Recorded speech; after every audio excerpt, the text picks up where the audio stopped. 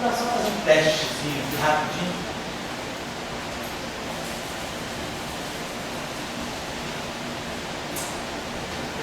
Bom, se nós pegarmos então, né,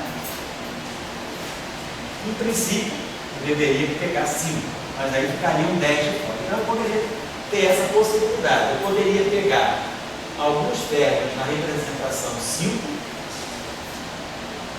e outros na representação 10. Eu teria uma representação 15-dimensional redutível. Essa é redutível, mas essa é redutível. Eu poderia pensar nessa representação de dimensão 15. Ou eu poderia pensar numa representação realmente redutível, de dimensão 15. É essa aqui. Eu poderia pensar. Então eu colocaria aqui os 15 ferros distribuídos nesse conjunto 3, ou eu poderia agrupar todos os 15 ferros no mesmo conjunto. Essa é a primeira pergunta que eu faço. Né? Bom, vou só dar o último ingrediente para a gente parar a aula por hoje, mas é o seguinte: o nosso grupo é SO5.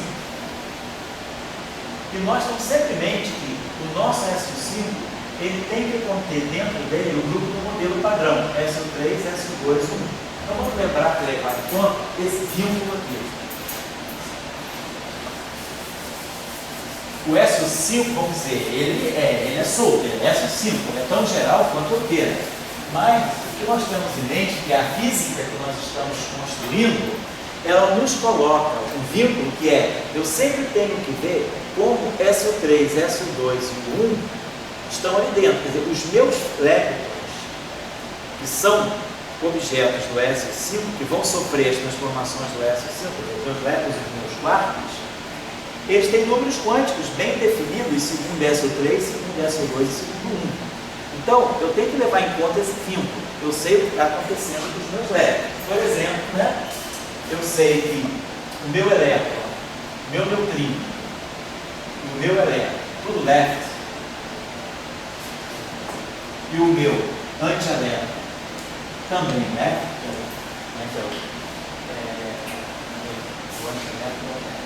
o elétron right, que seria o antielétron left.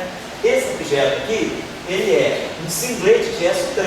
Ele não tem nenhum número quântico de SO3. Ele é trivial segundo SO3, ele é um singlete. Mas ele é um dublete de SO2. Esse é um dublete de SO2.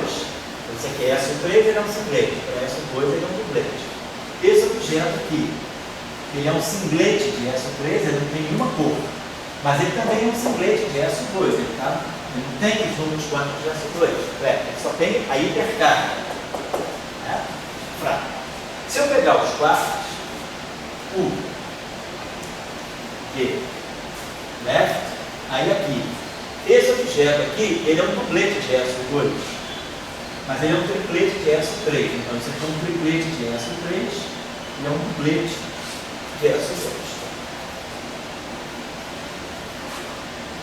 Depois, se eu pegar a antipartícula, o anti-U, vou pegar o U right, é o anti-U left. E se eu pegar o B right, ele é o anti-B left. Esse objeto aqui é um triplete de SO3. Só que ele é o anti-U. Esse aqui é o U. O U é um triplete, está na representação 3 de SO3. O anti-U tem que estar na representação 3 estar de SO3. Então, os quarks, um pouco, estão aqui, né? Isso aqui seria o U, com as cores I, 1, 2, 3, e aqui, segundo SO3, é o triplete 3 estar, que é a representação 3 estar de SO3, aqui eu tenho o anti-U com as mesmas cores. Então, isso aqui é o triplete estar de SO3, mas é um singlete de SO2. Esse aqui é a mesma coisa. É um triplete de SO3, está, que é a antipartícula, porém é um singlete de SO2. Então, esses são os números quânticos segundo SO3 e 2. Isso aqui é um singlete de SO3, dublete de SO2, singlete, singlete. triplete de SO3, simplete de SO2, triplete star de SO3, simplete de SO2, triplete star de SO3, simplete de SO2. A teoria de grupos nos mostra o seguinte: a representação 5, não é para tentar explicar isso de uma maneira mais clara, a representação 5 de SO3, isso aqui é, desculpa, SO5, isso aqui é SO5. SO3 e SO2 moram dentro de SO5. Então, quando eu pego a representação 5 de SO5, ela tem referência ao SO3 e ao SO2 que moram lá dentro. Então, a representação 5-dimensional de SO5, ela pode ser escrita como sendo a representação triplete star de SO3, simplete de SO2, mais um simplete de SO3, um triplete de SO2. Então, isso significa quando a representação de um grupo pode ser decomposta em representações de subgrupos que estão dentro daquele grupo. Todo mundo já fez esse exercício quando estudou o grupo de Lorentz. Quando a gente, por exemplo, pega um tensor, vamos pegar um tensor simétrico de rango 2, um campo gravitacional, G', ponto de vista do grupo de Lorentz. Esse índice aqui são μ, 0, 1, 2, 3, esse simétrico. Então eu posso ter o G00, posso ter o G0i, que é igual ao G0, que é igual ao G, que é igual ao G0, posso ter o GJ simétrico de traço nulo e posso ter o traço G, que seria algo desse tipo, GI. Então, dentro dessa representação aqui de SO3, de SO13, né, que é o grupo de Lorentz, que é a representação 1, eu tenho a representação escalar de SO3, a representação vetorial de SO3, uma representação transvetorial de tranço nulo e outros de zero. Então, ou seja, quando eu pego essa representação 1 do grupo de Lorentz, essa representação 1 do grupo de Lorentz é a representação desse objeto aqui. Ela se decompõe em duas representações, duas vezes a representação singlete de SO3, isso aqui são escalares de SO3, isso aqui não vê rotação. Um triplete de SO3, que é a representação do spin 1, que é o triplete de SO3. E aqui, esse objeto é uma matriz simétrica 3x3, então tem 6 elementos, mas tem traço nulo, tira um elemento, então é uma representação de dimensão 5 de SO3. Representação unidimensional de SO3, spin 0. Representação tridimensional de SO3, spin 1. Representação 5-dimensional de SO3, 2S mais 1 igual a 5. Então, S igual a 2. Então, isso que mostra que essa representação do grupo de Lorentz, que é a representação 1 de SO3, ela pode ser quebrada na soma direta de 2 spin 0, segundo SO3, 1 spin 1 e 1 spin 2. Então, esse objeto tem 5 componentes, tem spin 2, mais 2, mais 1, 0, menos 1, menos 2. Esses 5 componentes de spin 2 estão aqui. Esse objeto é um escalar, spin 0. Esse objeto é escalar, spin 0. Esse objeto tem 3 componentes, 1, 2, 3. Polarização mais 1, polarização 0, polarização menos 1, do spin 1. Então, eu fiz essa decomposição. Esse exercício que eu fiz aqui, que todo mundo está acostumado a fazer no grupo de Lorentz, é o análogo desse exercício no SO5. Quando eu pego uma representação 5-dimensional de SO5, aqui eu estou pegando uma representação 10-dimensional do grupo de Lorentz e estou quebrando.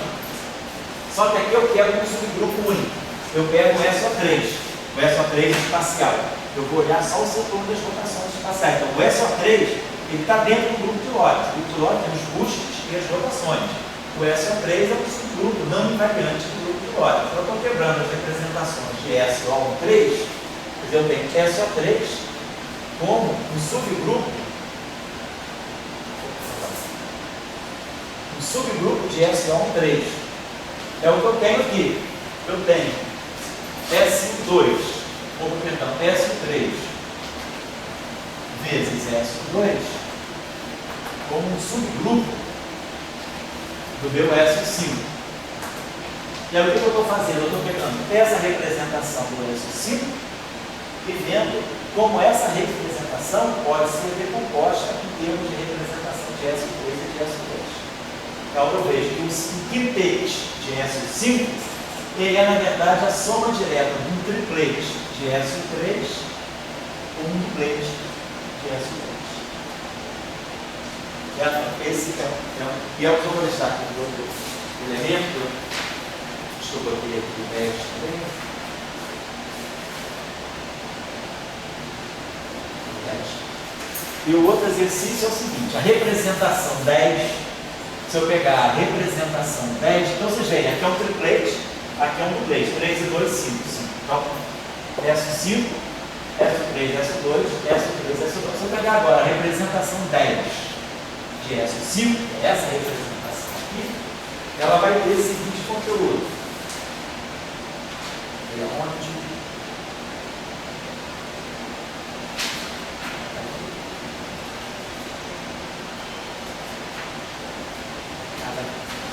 Ela vai ser, ela pode ser decomposta num triplete de SO2 com um duplete. Triplete de SO3, um duplete de SO2, mais um triplete está de SO3 com um singlete de SO2, mais singlete, algo que não tem nem cor, nem estilo isotópico. Então, aqui eu tenho um triplete vezes um duplete, 6. 6 e 3, 9, 3 vezes 1 dá 3, 6 vezes 3, 9, 1 vezes 1 dá 1, 10. Né? Esse 10 aqui, quer dizer, os 10 estados de uma representação 10-dimensional de SO5, eles carregam esses números quânticos segundo SO3 e SO2. Triplete de SO3, duplete de SO2 claro. Então isso aqui é 3 cores e um duplete de SO2. Então se tem 3 cores e é um duplete de SO2, pode ser exatamente esse carinha aqui.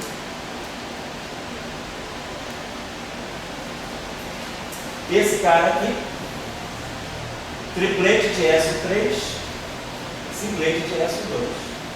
Pode ser alguma coisa desse tipo aqui. Ó. E alguma coisa que não tem nem cor e nem duplete. Então, tem que ser poderia ser o neutrino está no duplete, não pode ser. Então isso aqui tem que ser esse objeto aqui. Esse objeto aqui, ele é singlete de SO3 e é singlete de SO2. Então, eu estou acabando a aula aqui, eu vou retomar um pouquinho isso, mas é só para vocês começarem a pensar como é que eu incorporo as partículas do modelo padrão dentro das representações de SO5. Então, o meu grupo agora é SO5.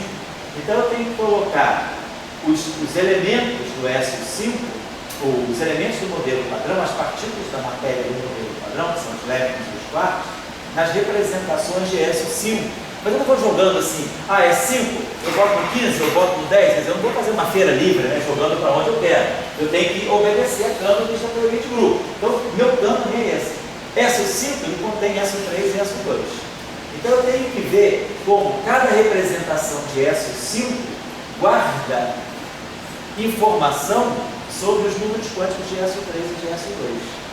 E aí eu vou ver esses objetos, como a gente vai reescrever aqui, aonde é que eu vou poder encaixar. É um jogo de Lego, amanhã a gente vai brincar de Lego, né? Só que com um leguinho mais inteligente. A gente vai pegar esses objetos aqui e vai começar a encaixar. Então amanhã a gente vai ver que, na verdade, a matéria leptônica, a matéria fermiônica, no modelo padrão, ela não pode estar no 15. Ela vai estar uma parte do 5 e uma parte do 10. Então, isso aqui, a gente já começa a ver por quê. Porque tem objeto que está aqui, tem objeto que está aqui.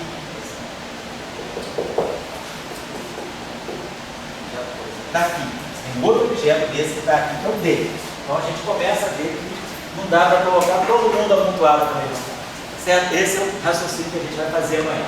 Com isso, a gente vai identificar os setores de Higgs. Então amanhã a gente vai ver que o modelo SO5, a teoria eletrofraca, ela precisa de um dublete de Higgs. Acabou. Um dublete de Higgs faz a história para mim. Aqui nós vamos precisar de duas famílias de Higgs. Nós vamos precisar um conjunto de Higgs, que vai estar na representação adjunta, nós vamos precisar de um 24 plate de Higgs e vamos precisar de um quintete de Higgs. Eu poderia até vir a precisar de um 45 Higgs. Então, na verdade, a teoria eletrofrágil, ela poderia me dar até 74 campos de Higgs. Mas a gente vai ver que isso aqui está fora. Na verdade, eu vou precisar, lá no setor grande unificado, de 24 Higgs. E, para quebrar a escala eletrofrágil, então, quando eu escrevi isso aqui para vocês hoje, né? Vou botar lá, tá? Só para a gente saber onde a gente está. Quando eu peguei essa 5 e falei, devido ao próton decay, aqui eu devo ter uma escala de 10 a 16 GeV. E aí isso aqui me quebra no modelo padrão.